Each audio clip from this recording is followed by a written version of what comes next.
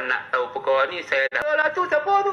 Duk kata, la haula. Siapa duk kata tu? Tak habis menyerah. Kenapa jadi macam tu? Kenapa jadi songsang tu? Amat terlindung, amat khafi sungguh. Tuan-tuan nak tahu perkara ni, saya dah buka tadi kerajaan langit. Nak faham, nak untuk tahu hal ini, sila datang jumpa dengan saya. Jangan telefon. Hal ini tak boleh telefon. Anda mesti berhadapan dengan saya. Bab syirik khafi ilal khafi tak boleh telefon. Kena mai jumpa depan saya, sahih. Saya hujah anda sehingga habis. Syirik khafi ilal khafi, ketika itu juga anda sudah jadi radhiyallahu an. Kalau perempuan, radhiyallahu anha. Diiktiraf macam tu.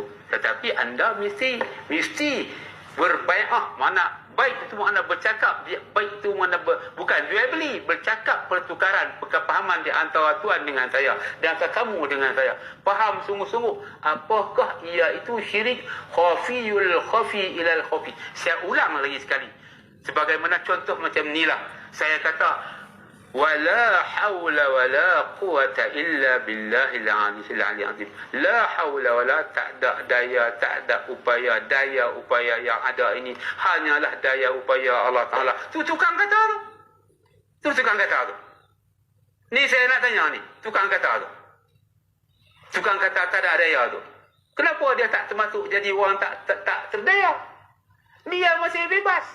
Inilah syirik khafiyul khafi ilal khafi, amat tersembunyi lagi amat tersembunyi. Tuan-tuan nak selesai perkara ni, kena datang jumpa saya di hadapan saya. Anda tak akan selesai tanpa berjumpa dengan Rabithah ataupun Masyidah ataupun Rabbi ataupun Murabbi yang mendidik kamu.